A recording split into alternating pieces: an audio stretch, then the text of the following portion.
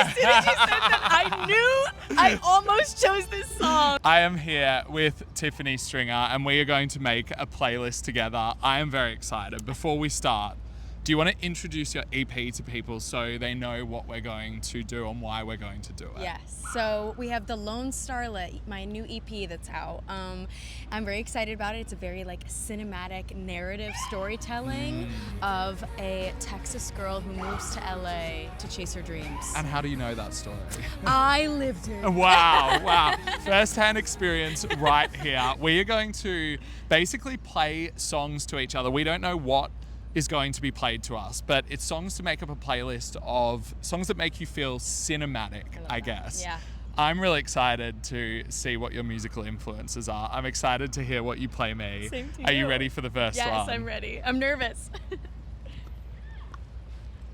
This is the first one that I've got for you. I feel like this is the ultimate cinematic song by an artist who just embodies that kind of sound. I knew, as soon as you said that, I knew I almost chose this song. Okay, good. I feel that. like Lana Del Rey is the embodiment of cinema, particularly in the early days. And this song, just the sweeping strings. Yeah. I feel like there's some of the spirit of Lana's Born to Die as an album within your EP. Yes, 100%. I am so heavily influenced by Lana, and I feel like it's actually impossible to be a pop girl in this modern day without the influence of it. Right. She paved the way for every artist ever. And you hear a string intro and you're like, yes, Lana Del Rey. That's Lana. I almost chose that song. There's also something so LA about this yeah. album as well. Yeah. I feel like that comes through in your work. It's I appreciate that. Thank you for seeing that and recognizing it. That's the highest compliment you can give. It is the Lana stamp of approval. She's got the West Coast energy, but also we're in New York of it all, and she's from here, so it's the dichotomy of that. I feel like she really embodied, and I love totally. I feel like the dichotomy for me is Texas, LA, and so it's fun to have that, the mix of. You're that. finding a different my own little point lane within with that sound. Yeah. I love that. Yeah, okay, what have you that's got for a me? great one. Okay. I don't give people my Spotify very often to play with, so Ooh, okay, I gotta come correct. choose wisely. Okay, here we go. I feel like you've been in my Spotify before. It's the best ever. I think this is the pinnacle of pop music, this song. Yes. It's literally a perfect song. It's a perfect song. Gwen Stefani, so much of this is Gwen Stefani's Cool for people playing at home. So much of that album is so bombastic and colorful and ridiculous at many points in the best way. Yeah. That song just comes through with the emotional sucker punch. It's so crazy. good. I feel like that is the emotional catharsis grand slam of this album. Mm-hmm. And have you seen the music video for it?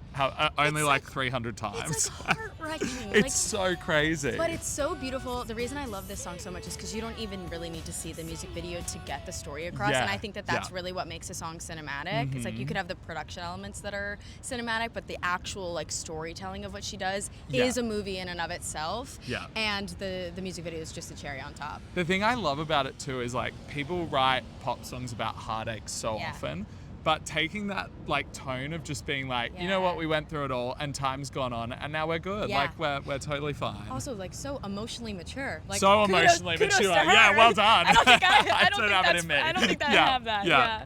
Okay, let's switch it up. I'm excited about the next one I've got for you. Ready? I've been doing some reading Ooh.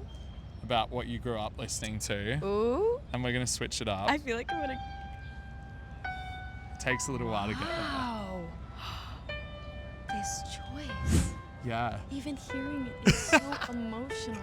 It really, we could just go through the whole thing, but I can't hear it with you, so I'm a bit upset. It's so good. Oh, literally, yes. This is a perfect choice.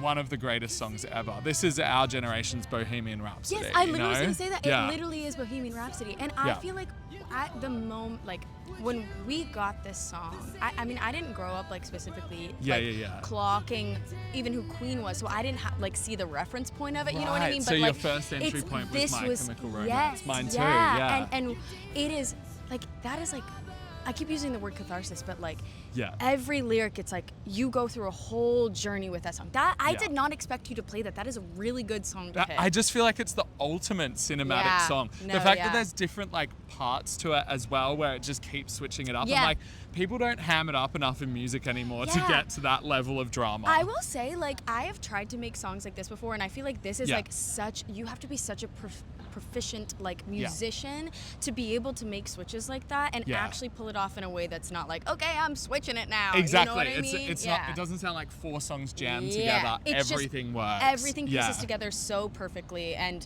that is why it is Yeah. as massive as it is. I love that you're a pop punk. Yeah. Like, I love it. girl Yeah, at yeah, heart yeah. too. I think that's I really love the cool. edge, right? Yeah, Like yeah. I'm like big on, not that, you know, also all pop punk is like a crash up, but like Yeah. a raw emotion on a track is like Yeah.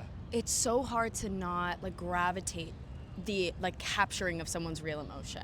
So, and pop 100%. punk does that Yeah. in a way other genres sometimes don't. It has so much drama to it as well, unapologetically, Yeah. which I think that your music does as well. Like, this is the first thing that caught me with like Texas Prima Donna. Yeah. I was like, this is just going for it. It's like glossy and out there, appreciate and that. it's not like apologetic at all. And I think Hey. that's what pop music's all about. Exactly. It's just Yeah. speaking your truth, whatever that is. Exactly. All right. Great choice. I'm Okay. excited. Why do I get nervous?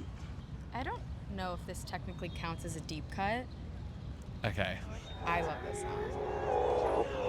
I love a deep cut, so I'm ready for it. Joy, I need space.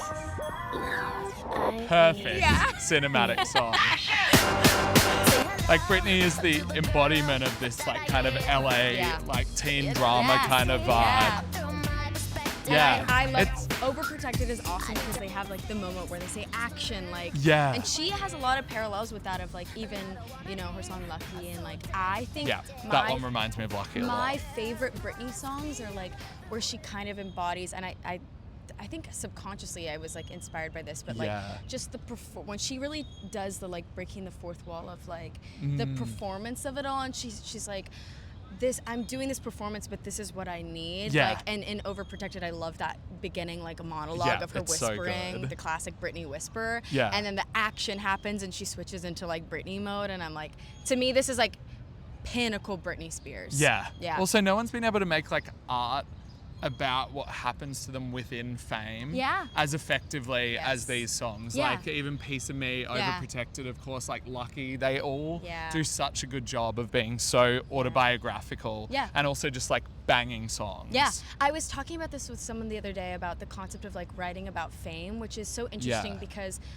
you know, even like I'm by no means like famous in the degree of like a Britney Spears, right? But Yeah. there's something that we all parallel with of like the idea of being perceived that comes like with like stars like Britney. It's like Yeah. such a magnified version of it, and I think we resonate with it because, you know, it's like fame is like the yearning for like the attention or the love or things Yeah. like that, and I think that that's, you know, part of why Britney like resonated in such a beautiful way is like this yearning to 100%. be loved in a way. And how do you deal with it when the version of yourself that you feel is like misinterpreted? Yes. And I think it's the same with putting out music. Like, how do you feel putting out songs and seeing Yeah. it interpreted in Yeah. different ways? And people like once you release something into the world, it's like I said, it's like no longer yours anymore. It's Yeah. like it's for other people to see themselves in, hopefully, or not see themselves, or maybe they see a version of themselves maybe they Yeah. don't like, and then they don't like it, and that's Or kind like of or like hate, yeah, like exactly. crazy. Like you're kind of like, okay, do your thing with it. Yeah. And you got to detach from it.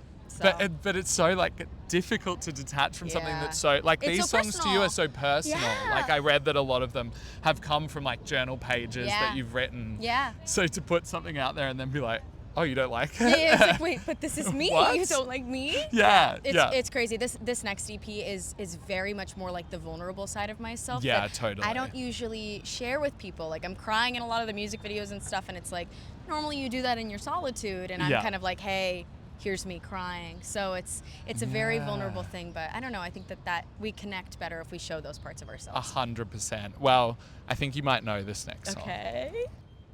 Are you ready? Yeah, I'm ready. So tell us, you're the biggest star in the world tonight. I'm getting a How performance. does it feel? honestly, I don't really feel anything at all. Wow, you just like snap straight into Yeah, it. go into Like, character. this is a pop star right here, we talk ladies and about- gentlemen. We talk about the character of it all. So good. Yeah, this is like the magnum opus of this EP that's coming out. Yeah, it feels like the centerpiece Yeah, for sure. I wrote it. It was the last song I wrote for the EP, and I had written a bunch of songs. Like one was a country song, a folk song, a very theatrical number, and I was like, Yeah. how do all of these fit together? Like, it's not Yes, making I love that sense you to said me. this. And I then was like building this narrative. That's when I started the narrative of like the character, and I was like, okay, there's moments where I'm on set where I'm being like the bad bitch who doesn't care, but when I'm in my Yeah. solitude, I'm like, hey, I actually do care, but which one's me? Like, what is real, what is true? And the truth is that both of them are, but it's this dichotomy I face with myself Yeah. of like, one day you have a sunny day and the next day it's raining. It's Uh-huh. like, it's still like all you and your universe, but Yeah. Damn Good Actress for me was like me trying to decipher the truth. And I ultimately realized it's all true. It's just, Yeah. you know, the nuance of it. That's such a good way of explaining it. And I felt the same because at so many points on the EP, I was like, oh, it's like, it's this, Yeah, and then yeah. it's like So that, what and then if- it's like this. Yeah. And then at the end of it, I was like, it's funny that it traverses so many different styles, but Yeah. it feels so uniquely you, because I felt like the kind of country pop artists Yeah. like Casey Musgraves, like Yeah. fellow Texans coming out, but then I felt Lana through it as Yeah. well, and of course Britney as well. Yeah.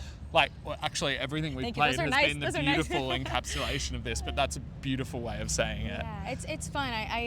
I never want to put myself in a box of like, oh, I'm just this, because I think as people we're all very nuanced and we like Yeah. different things. We listen to different songs in different moments, and that's where I kind of got like the cinematic idea. Because when you watch Yeah. a movie, like in one scene they're at the club dancing, that's a certain song playing, and then when they're Right. at home crying, that's a different song playing, but it's still the same character. So I wanted to Yeah. let myself be all of who I am without muting any side of myself. And people sometimes just like water down music to being a certain period of time Yeah. for a person, Yeah. and sometimes can't get that it's multi-dimensional. Yeah, I mean, I could yeah. write an album just about my day today. You know, Exact- like okay, I I'm ready couldn't. to I hear it. couldn't. I'm I ready to hear it. couldn't. Come on, riff with There's them. no music coming. But you know, there's levels to people. Yeah, I love that. 100%. Okay, you ready for the? Yes. I've got to be ready for the last Yeah. one, actually. You ready to go? Okay. Okay, let's go. The final one. Why do I feel like you're testing me? I almost did this. I was really tossing up between Born to Die and this. This is a perfect song in my opinion. It's so good. I remember when I heard this song for the first time. I was Yeah. in Portland, and I was driving in the car, and Sirius XM was playing on the rental car. Yeah. And I thought, like at the time that Sirius XM was like a niche radio station, I was Yeah. like, I've discovered something that nobody knows about. Like, I am Yeah. so ahead of the game. And I just Yeah. remember sitting in the car. I think I'm like 13 or 14. I can't remember, but I'm like Yeah. with my dad. I'm like being all emo in the car. I'm like, nobody has experienced what I am experiencing right now. Uh-huh. Because she just takes you, like as like a 13, 14-year-old, like Yeah. I'm like being transported into a world and identity through this song that I've never touched on before. And Yeah. I think that, I mean, you touched on Born to Die. I almost chose Born to Die. I love that But we've it's like gone with Lana two is, Lanas, she's the girl. I love how I was thinking about this the other day. She's one of the few artists who so expertly can marry nostalgia with Yeah. like modern yeah. experience. And the fact that this sounds like it could be a song from like the 20s, Right? but she's essentially talking about a guy sitting down and playing Yeah. video games, and like she's just in his Yeah. periphery is so modern. Yes. Like I just love that synthesis. And that's crazy to take. I think that this is the magic of her. It's a moment that is maybe could be perceived as incredibly mundane, right? And she turned it into something that was Yeah. larger than life, larger than that moment really ever should or could be Yeah, to the average 100%. person. But somehow she magnified it into the most beautiful thing you've ever And that's witnessed. feeling as Yeah. well. Like that's when you get an intense feeling, you could be sitting down doing absolutely nothing, yeah. and it feels like you got to bring the strings yeah, in. yeah. When your man's playing video games and you're like, yes, cinema. Well, I hope that you all feel like you've been transported to the cinema thanks to us. We're going to put together a playlist, songs that make you feel cinematic. Love it. I'll drop that in the description. I'm going to let you plug the EP because you did such a good job before. But The Lone Starlet. Yeah. The Lone Starlet, my new EP, is out now. I'm so excited for you to hear it, and I hope it transports you to a world that you love. Thank you. Thank you. That was so fun. Yay!